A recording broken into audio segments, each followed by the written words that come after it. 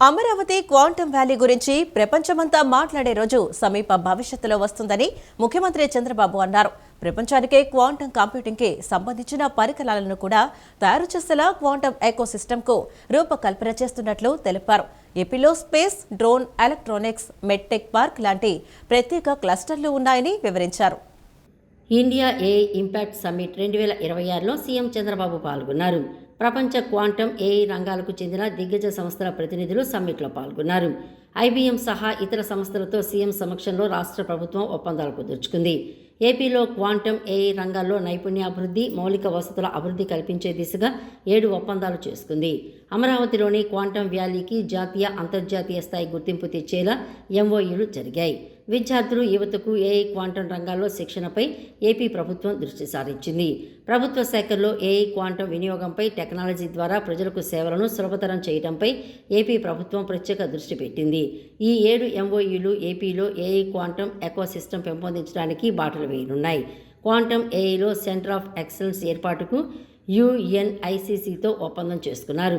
Quantum AI, cyber సెక్యూరిటీలో 1,00,000 మంది యువతకు శిక్షణ ఇచ్చేలా ఐబీఎంతో ఎంఓయూ జరిగింది. ఏపీలో క్వాంటమ్ ఏఐ వర్సిటీ ఏర్పాటుపై ఎన్ఐఈఎల్ఐటీతో ఒప్పందం చేసుకున్నారు. రాష్ట్ర స్థాయి ఏఐ టెక్ హబ్ 5 లేయర్డ్ స్వదేశీ ఏఐ స్టాక్ నిర్మించేలా ఒప్పందం జరిగింది. భారత్ జెన్, నెక్స్ట్ జెన్ ఐబీఎంలతో రాష్ట్ర ప్రభుత్వం చేసుకుంది. ఏపీలో 50 ఉన్నత విద్యా సంస్థల్లో ఏఐ, క్వాంటమ్ టెక్నాలజీని బలోపేతం చేసేలా ఒప్పందం దోహదపడనుంది. AI academy, AI sandbox ఏర్పాటుకు కాలిబో ఏఐ సంస్థ ఏపీతో ఒప్పందం చేసుకుంది. అమరావతి క్వాంటమ్ వ్యాలీలో సెంటర్ ఆఫ్ ఎక్సలెన్స్ ఏర్పాటుకు వైజర్ సంస్థ, ఏపీలో ఏఐ ట్యూటర్ ఏర్పాటు అంశంపై ఐఐటి మద్రాస్తో రాష్ట్ర ప్రభుత్వం ఒప్పందాలు చేసుకుంది. గత ప్రభుత్వ పాలనలో మహిళలు బయటకు రావడానికి కూడా భయపడేవాళ్లని, చట్టబద్ధత లేని దిశ యాప్ పేరుతో ప్రజలను మోసం చేశారని హోంమంత్రి వంగలపూడి అనిత అసెంబ్లీలో విమర్శలు గుప్పించారు. ముఖ్యమంత్రి చంద్రబాబు నాయుడు పాలనలో కూటమి ప్రభుత్వం మహిళల రక్షణకు కట్టుబడి ఉందన్నారు. శక్తి యాప్, శక్తి టీమ్స్తో మహిళా రక్షణకు కృషి చేయడం ద్వారా రాష్ట్రంలో మహిళలపై నేరాలు 4.4% తగ్గాయని స్పష్టం చేశారు. అసెంబ్లీ సమావేశాల్లో హోంశాఖ బడ్జెట్పై హోంమంత్రి వంగలపూడి అనిత మాట్లాడారు. ఏపీలో గత వైసీపీ ప్రభుత్వంతో పోలిస్తే కూటమి నాయకత్వంలో క్రైమ్ రేట్ 6% తగ్గిందని మంత్రి అనిత తెలిపారు. సైబర్ నేరాల నియంత్రణకు తగిన చర్యలు తీసుకుంటున్నట్లు వెల్లడించారు. వైఎస్ఆర్ కాంగ్రెస్ పార్టీ కార్యకర్తలు రఫా అంటూ రెచ్చగొట్టేలా ప్రవర్తిస్తే చూస్తూ ఊరుకోమని మంత్రి అనిత హెచ్చరించారు. గత ప్రభుత్వ పాలనలో మహిళలు బయటకు రావడానికి కూడా భయపడేవాళ్లని, చట్టబద్ధత లేని దిశ యాప్ పేరుతో ప్రజలను మోసం చేశారని ధ్వజమెత్తారు. మహిళల రక్షణకు కట్టుబడి ఉందని అన్నారు. శక్తి యాప్, శక్తి టీమ్స్తో మహిళా రక్షణకు కృషి చేయడం ద్వారా రాష్ట్రంలో మహిళలపై నేరాలు 4.4% తగ్గాయని హోంమంత్రి వంగలపూడి అనిత స్పష్టం చేశారు. ఇన్వెస్టిగేషన్, పబ్లిక్ ఆర్డర్ మెయింటెనెన్స్ వల్ల ఈరోజు క్రైమ్ రేట్ని కూడా సుమారుగా 6% తగ్గించుకునే పరిస్థితి.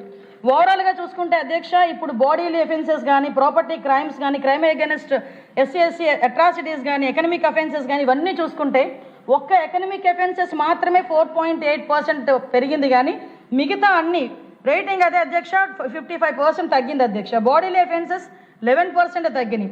ప్రాపర్టీ క్రైమ్స్ 1.9% తగ్గింది.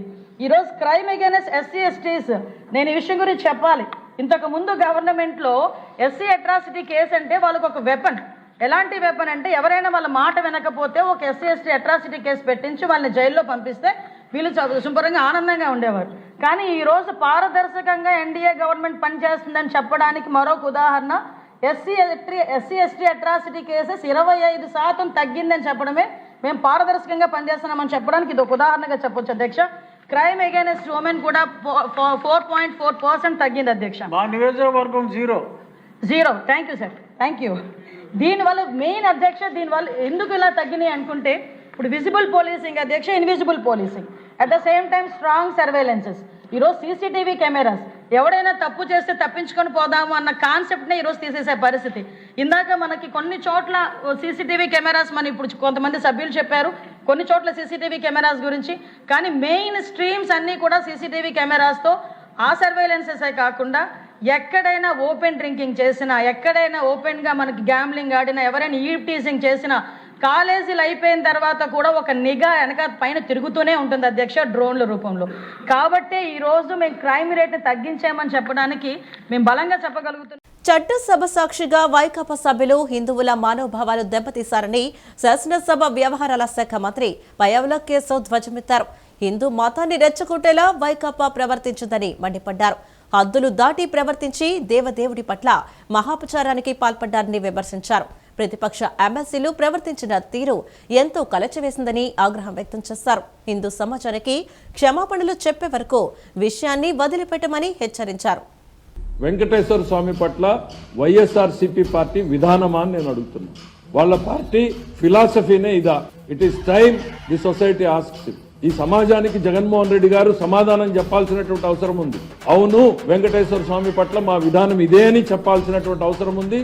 కాదు అని అంటే ఇది కాదు అని చెప్పాల్సినటువంటి అవసరం ఉంది.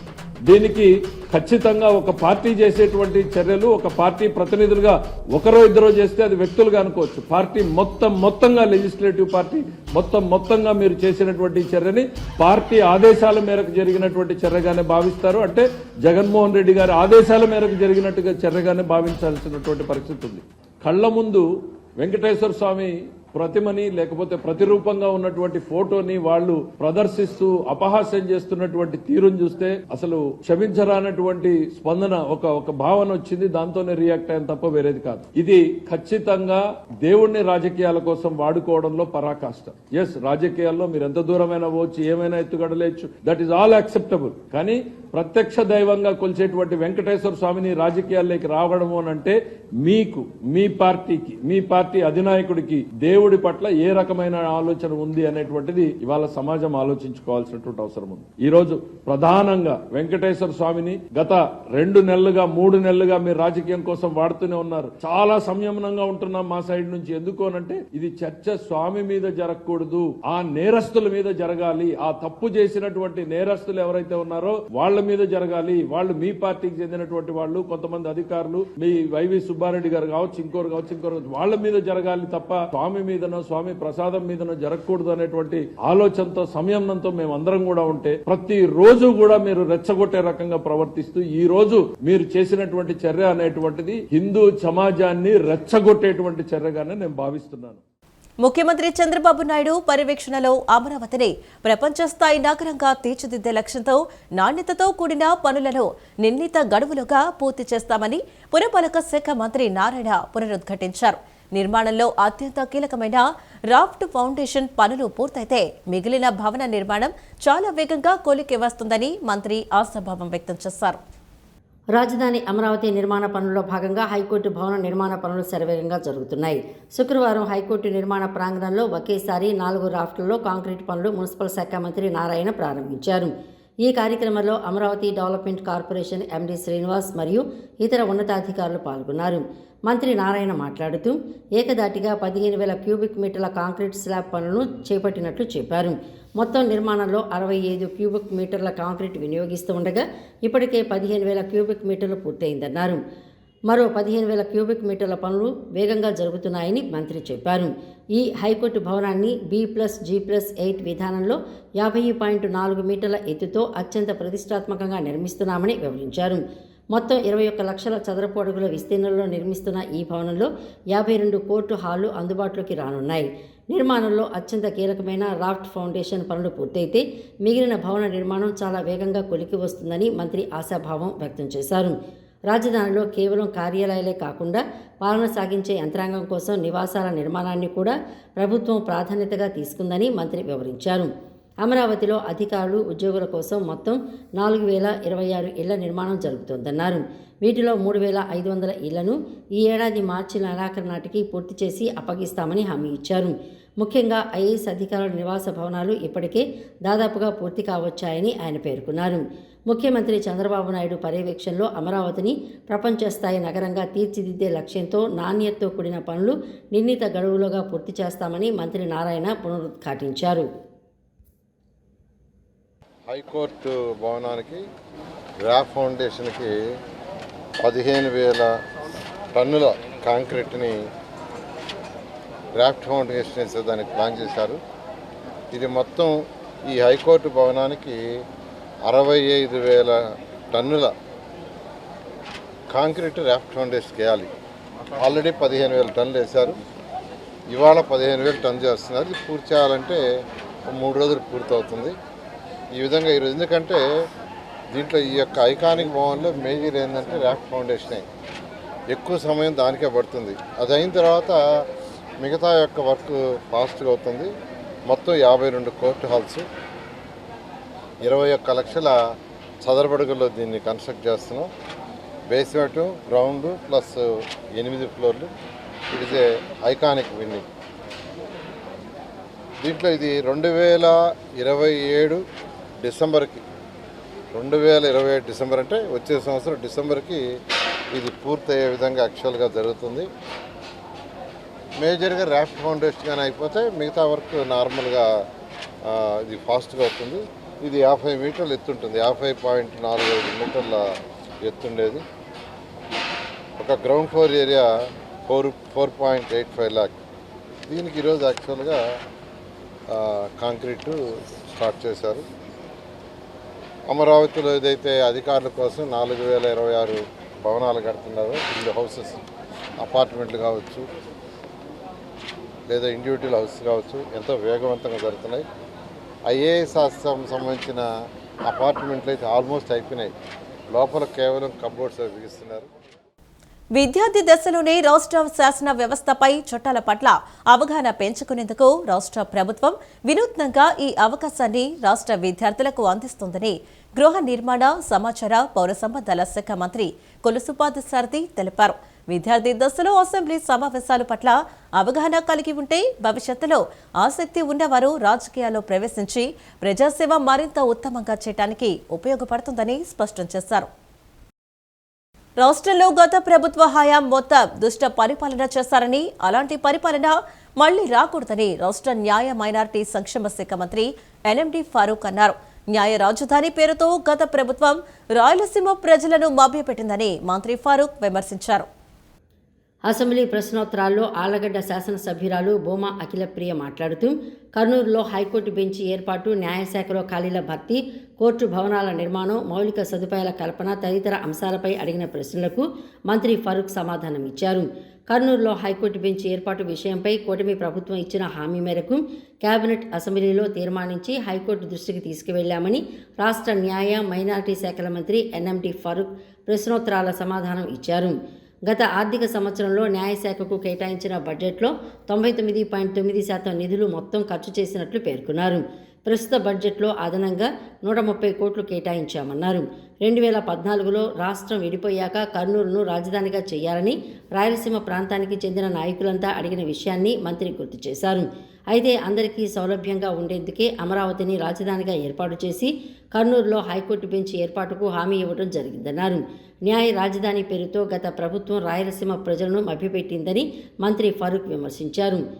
2026-27 ఆర్థిక సంవత్సరానికి సంబంధించిన బడ్జెట్లో రాష్ట్ర హైకోర్టు రిజిస్ట్రార్ జనరల్కు 1382.49 కోట్లు కేటాయించగా ఇందులో 180.5 కోట్లు మౌలిక సదుపాయాలకు, అడ్వకేట్ జనరల్ కార్యాలయానికి 22.54 కోట్లు, ఏపీ లీగల్ సర్వీసెస్ అథారిటీకి 48.65 కోట్లు, ఏపీ జ్యుడిషియల్ అకాడమీకి 8.37 కోట్లు కేటాయించడం జరిగిందని బడ్జెట్ను ఆమోదించాలని సభాముఖంగా కోరుతున్నట్లు మంత్రి ఫారూక్ పేర్కొన్నారు.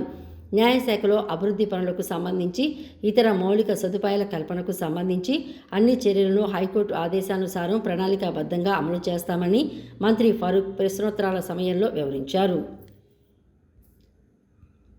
గౌరవ సభ్యురాలు అఖిలమ్మ గారు చాలా విషయాలు చెప్పారు సార్.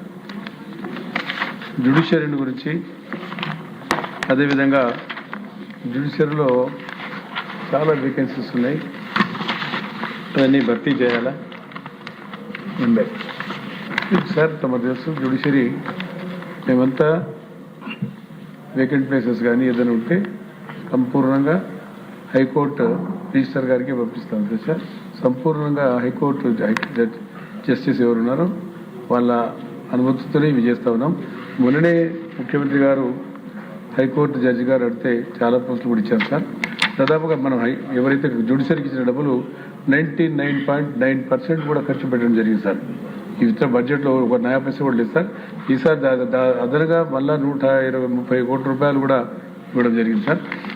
అదేవిధంగా గతంలో కన్నా దాదాపుగా 150 కోట్ల రూపాయలు బడ్జెట్ పెంచడం జరిగింది సార్.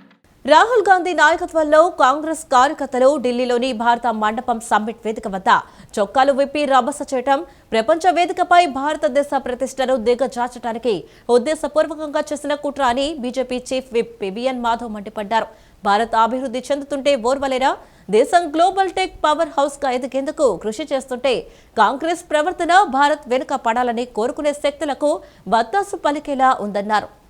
ఢిల్లీలో అత్యంత ప్రతిష్టాత్మకమైన గ్లోబల్ ఏఐ సమ్మిట్ను నిర్వహిస్తూ ప్రపంచ సాంకేతిక రంగంలో తన సత్తాను నాయకత్వాన్ని చాటుతోందని AP BJP chief PVN Madhav అన్నారు. కానీ కాంగ్రెస్ పార్టీ మాత్రం దేశ గౌరవం కంటే అలర్లకే ప్రాధాన్యతనిచ్చిందని AP BJP chief PVN Madhav దుయ్యబట్టారు. రాహుల్ గాంధీ నాయకత్వంలో కాంగ్రెస్ కార్యకర్తలు ఢిల్లీలోని భారత మండపం సమ్మిట్ వేదిక వద్ద చొక్కాలు విప్పి రభస చేయడం అత్యంత హేయమైన చర్య అని, ఇది ప్రపంచ వేదికపై భారతదేశ ప్రతిష్టను దిగజార్చడానికి ఉద్దేశపూర్వకంగా చేసిన కుట్ర అని మండిపడ్డారు. భారత్ అభివృద్ధి చెందుతుంటే ఓర్వలేరా? దేశం గ్లోబల్ టెక్ పవర్ హౌస్గా ఎదిగేందుకు కృషి చేస్తుంటే కాంగ్రెస్ ప్రవర్తన భారత్ వెనకబడాలని కోరుకునే శక్తులకు ఒత్తాసు పలికేలా ఉందని అన్నారు. రాజకీయం ముఖ్యమా, దేశం ముఖ్యమా అంటూ మాధవ్ ఘాటుగా వ్యాఖ్యానించారు. ప్రజాస్వామ్యంలో నిరసన తెలిపే హక్కు ఉంటుంది. దేశం యొక్క ఇమేజ్ను దెబ్బతీసే హక్కు ఎవరికీ లేదని తెలిపారు. దేశానికి ఇలాంటి దిగజారుడు రాజకీయాలు వద్దు అని, భారత్ మెరుగైన రాజకీయాలను కోరుకుంటోందని స్పష్టం చేశారు. నేటి బాలలే దేశ ఆస్తి అని, రాజకీయాలపై విద్యార్థి దశ నుంచే అవగాహన తప్పనిసరి అని రాష్ట్ర బీసీ ఈడబ్ల్యూఎస్ సంక్షేమ, చేనేత మరియు జౌళి శాఖ మంత్రి ఎస్ సవిత అభిప్రాయపడ్డారు.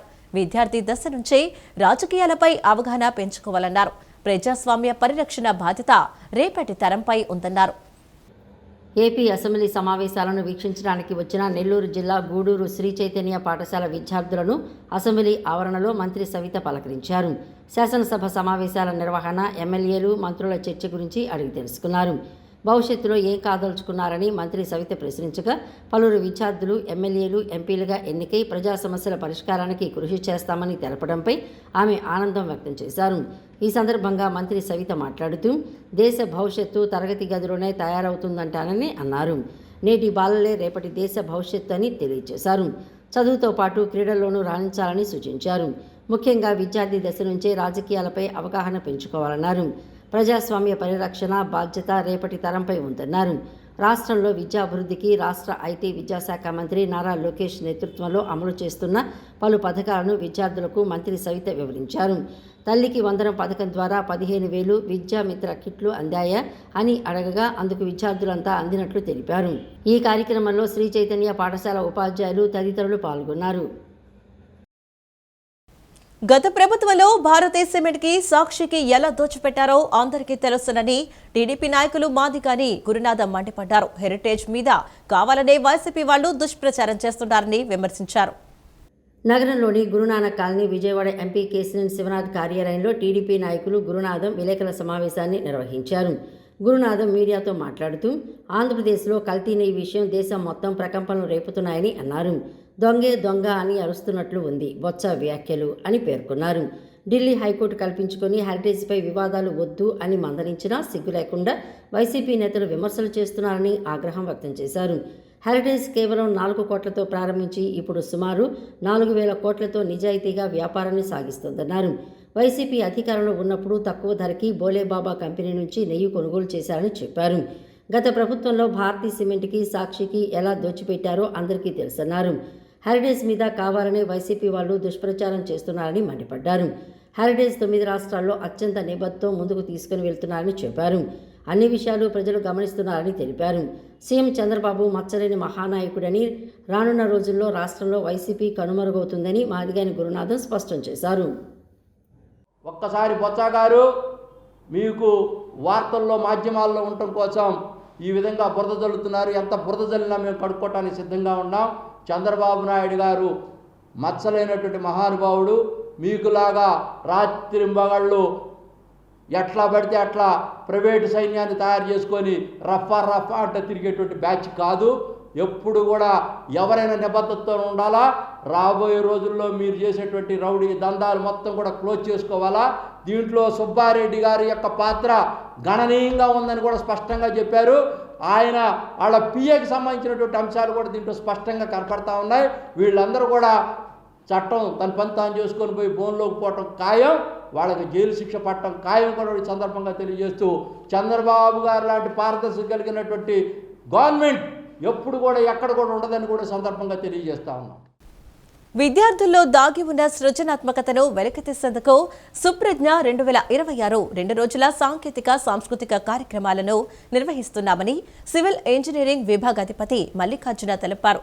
భావితరాలు పునాదిని వేసేందుకు అన్ని రకాల ప్రోగ్రామ్స్ డిజైన్ చేసి వారి పోటీలు నిర్వహిస్తున్నామని తెలిపారు.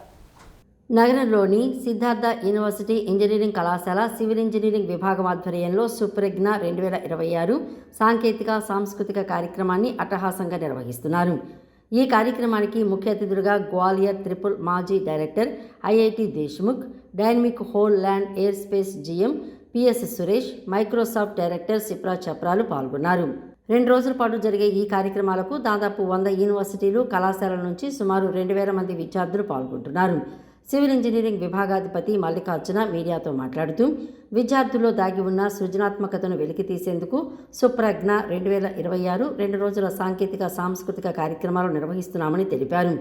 గత 20 సంవత్సరాలుగా సిద్ధార్థ యూనివర్సిటీలో సివిల్ ఇంజనీరింగ్ విభాగంలో టెక్నికల్ కల్చర్ ప్రోగ్రామ్స్ నిర్వహిస్తున్నట్లు చెప్పారు. భావితరాలు పునాదిని వేసేందుకు అన్ని రకాల ప్రోగ్రామ్స్ డిజైన్ చేశామని చెప్పారు. వివిధ రాష్ట్రాల్లో, వివిధ ప్రాంతాల్లో మంచిగా ఉద్యోగాల్లోనూ అలాగే వ్యాపారాల్లోనూ స్థిరపడి ఉండడం జరిగింది.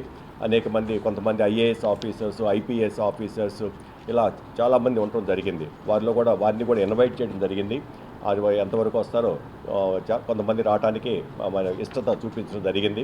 అలాగే విదేశాల్లో కూడా కొంతమంది మన సిద్ధార్థ విద్యార్థులు మంచిగా స్థిరపడి ఉండటం కూడా జరిగింది.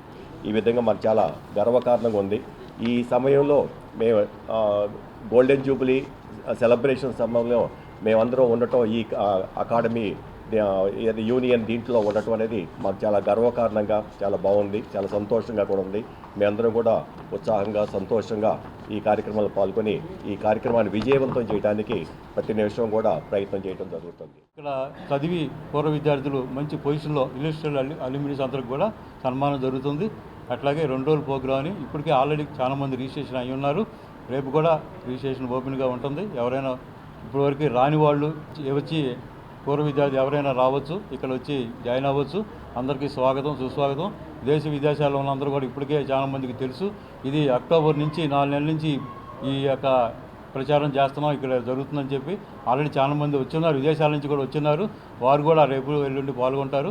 ఇంకా ఎవరైనా ఈ దేశం ఇంకా ఉన్నవాళ్ళు ఎవరైనా సరే రేపు ఎల్లుండి కూడా వచ్చి 2 రోజుల కార్యక్రమాన్ని విజయవంతం చేయాలని మనస్ఫూర్తిగా కోరుకుంటూ, ఈ కాలేజీ మొదటిసారి మొదలెట్టినప్పుడు ఒకటే కాలేజీ, దాని తర్వాత అది ఒక మంచి బీజం. దాని తర్వాత 17 ఇన్స్టిట్యూట్స్ యాడ్ అయినాయి దీనికి. అన్ని రంగాల్లోనూ మెడికల్ కానివ్వండి, ఇంజనీరింగ్ కానివ్వండి, pharmacy, hotel management, school. So ఇది ఇంకా ఇట్లా అభివృద్ధి చెందాలని మేము అందరం కోరుకుంటున్నాం. అలుమినియం తరఫున కొన్ని చారిటీ వర్క్స్ కూడా జరిగినాయి ఇంతకుముందు. అవి కూడా కొంచెం యాక్టివ్గా ముందు కూడా చేయాలని మేము ఉద్దేశిస్తున్నాం. మా మూలాలతో తిరిగి కనెక్ట్ అవ్వడం మరియు మా ప్రియమైన కళాశాల వారసత్వం మరియు భవిష్యత్తును ప్రతిబింబించి మైలురాయిలో భాగం కావడం అద్భుతంగా అనిపిస్తుంది మా అందరికీ. పిబి సిద్ధార్థ కళాశాలలోని అందరి విద్యార్థులకు నా సలహా ఏమిటంటే, ఇక్కడ మీ సమయాన్ని విలువైనదిగా చేసుకోండి. ఈ సంవత్సరాలు కేవలం విద్యావేత్తల గురించి కాదు, మిమ్మల్ని మీరు కనుగొనడం, స్నేహాలు నిర్మించుకోవడం మరియు జీవితాంతం మీకు మార్గనిర్దేశం చేసే విలువలు నేర్చుకోవడం మాత్రమే. ఈ సంస్థ అందించే అవకాశాలను సద్వినియోగం చేసుకోండి, పాల్గొనండి, అన్వేషించండి. మిమ్మల్ని మీరు నమ్మండి, మీ ఉపాధ్యాయులను గౌరవించండి మరియు సిద్ధార్థ విద్యార్థిగా ఉండటం యొక్క గర్వాన్ని సమాజానికి తెలియజేయండి. ఈ వార్తలు ఇంతటితో సమాప్తం. నమస్కారం.